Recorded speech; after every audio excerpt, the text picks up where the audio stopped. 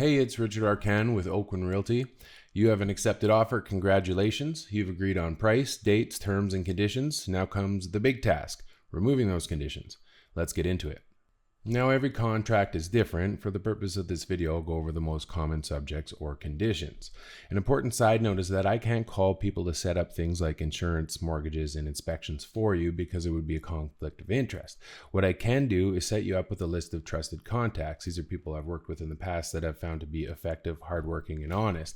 I'll attach that list to this email. If you want to use your own mortgage broker, that's totally fine too. If you want to use your own inspector, that's okay. Just make sure they're qualified and they have insurance just in case something goes wrong. I'll work together with them to exchange information and you'll be CC'd in every important email.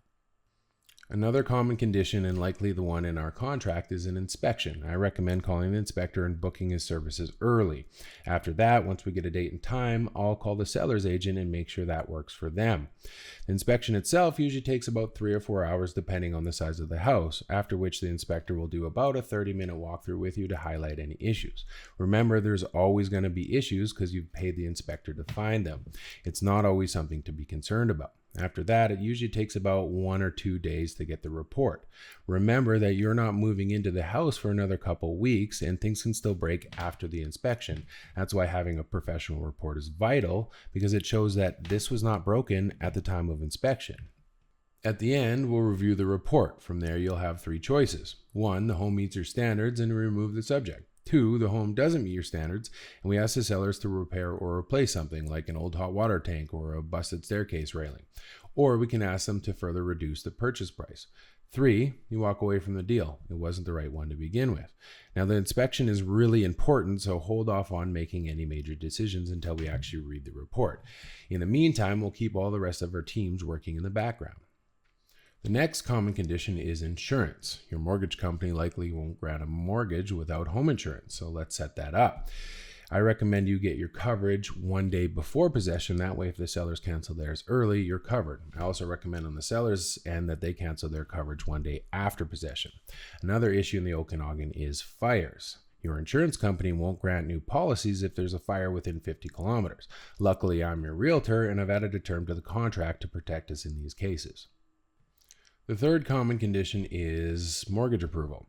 Hopefully you're already pre-approved. Now all we have to do is send the property details and your financial information to the mortgage broker. The process of approval usually takes a week or more depending on how busy your broker is. So it's important we get them all the information right away so they can get the approval process started and we can keep our timelines.